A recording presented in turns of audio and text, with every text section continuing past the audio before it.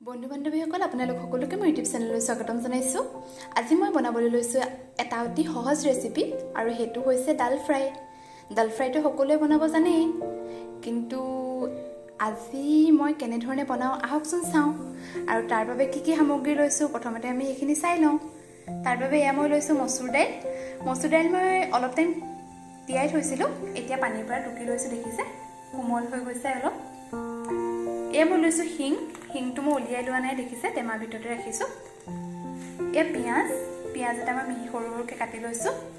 অলপমান কেঁচা ধনিয়া লৈছোঁ, আদা নহৰু পেষ্ট, এটা বিলাহী সৰু সৰুকৈ কাটি লৈছোঁ, গোটা জিৰা কেইটামান লৈছোঁ, এটা শুকান জলকীয়া আৰু এখিলা তেজপাত। আহক তেনেহ'লে আজিৰ ৰেচিপিটো আৰম্ভ কৰোঁ। আৰু আপোনালোকে যদি মোৰ ভিডিঅ'সমূহ চাই ভাল পাইছে তেনেহ'লে লাইক, কমেণ্ট আৰু ছাবস্ক্ৰাইব কৰিবলৈ নাপাহৰিব।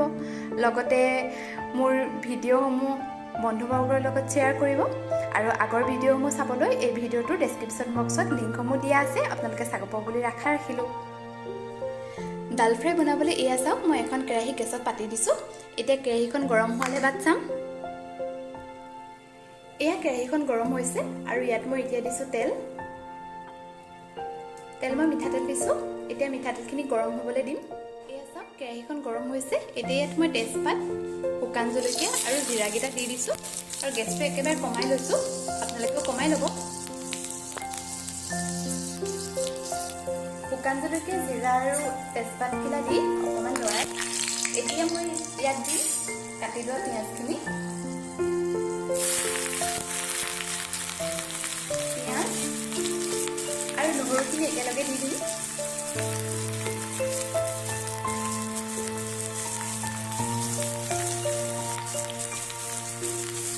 পিঁয়াজ নহৰুখিনি একেলগে দি ভালদৰে লৰাই দিব।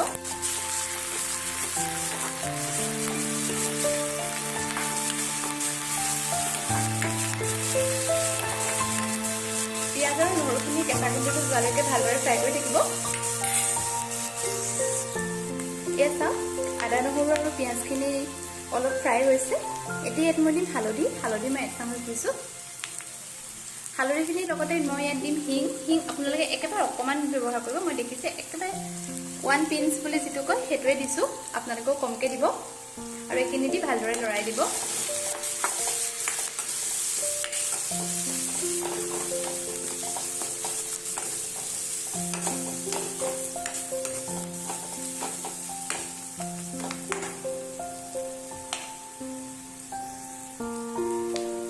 হালধি দি ভালদৰে লৰাই এতিয়া ইয়াত মই দিম বিলাহী। মই বিলাহী এটাই লৈছোঁ, আপোনালোকে যদি দাইল সৰহকৈ দিছে তেনেহ'লে বিলাহী 2টা ল'ব পাৰে। বিলাহীখিনি দি ভালদৰে লৰাই দিব।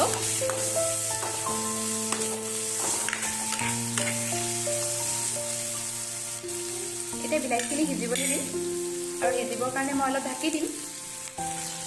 বিলাহীখিনি সোনকালে সিজিবলৈ ইয়াত মই এতিয়া দিম নিমখ মই এতিয়া কমকৈ দিছোঁ। দাইলত পানী দিয়াৰ পিছতো চেক কৰি আৰু অলপমান নিমখ দিম।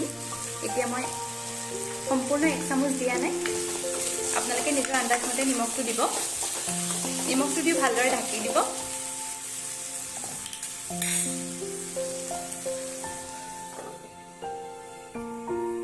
বন্ধু বান্ধৱীসকল এয়া চাওক বিলাহীখিনি ধুনীয়াকৈ সিজি গৈছে। এতিয়া ইয়াত মই দিম কাটি লোৱা ধনিয়া মই ইয়াত এতিয়া বেছি পৰিমাণে নিদিওঁ, কমকৈ দিম, কাৰণ দাইলখিনি নমোৱাৰ পিছতো তাতো মই ধনিয়া দিম, সেইবাবে অকণমান ধনিয়া দি দিছোঁ।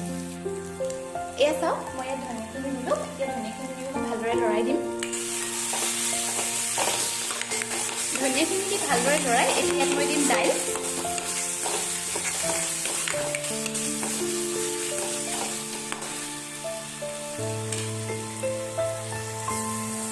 এতিয়া মই দাইলখিনি দি দিলোঁ। দাইলখিনি দি ভালদৰে লৰাই দিম।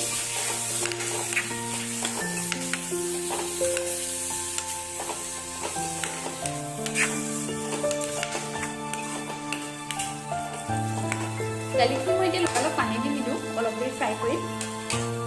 আপোনালোকেও দাইলখিনি কম জুইত অলপ দেৰি ফ্ৰাই হ'বলৈ দিব, তাৰপিছতে পানী দিব। অলপ পানী দি নিদিব, নহ'লে টেষ্টটো ভাল নহ'ব। এয়া চাওক দাইলখিনি ফ্ৰাই হৈ গৈছে ধুনীয়াকৈ। এতিয়া মই ভালদৰে লৰাই দিছোঁ। আপোনালোকে গেছটো কমাই ল'ব যাতে দেৰি নাযায়, আৰু মাজে মাজে এনেধৰণে লৰাই থাকিব। মোৰ অলপ পিছতে মই পানী দিব পৰা হ'মেই আৰু। এয়া চাওক দাইলখিনি ধুনীয়াকৈ ফ্ৰাই হৈ গৈছে আৰু এতিয়া মই ইয়াত পানী দিব পৰা হৈছোঁ পানী মই গৰম পানী দিম আপোনালোকে গৰম পানীয়ে ব্যৱহাৰ কৰিব কাৰণ ঠাণ্ডা পানী দিলে টেষ্টটো ভাল নহ'ব গৰম পানী দিব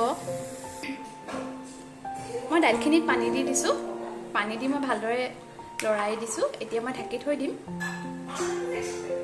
যাতে দাইলখিনি ধুনীয়াকৈ সিজি থাকে বন্ধু বান্ধৱীসকল এয়া চাওক দাল ফ্ৰাই ৰেডি হৈ গৈছে আপোনালোকেও এনেধৰণে বনাই খাব বনাবলৈ অতি সহজ আৰু খাবলৈ বহুত ভাল হয় আৰু খাই কেনেকুৱা পালে মোক জনাবলৈ নাপাহৰিব লগতে মোৰ ভিডিঅ'সমূহ চাব আৰু মোৰ চেনেলটো ছাবস্ক্ৰাইব কৰিব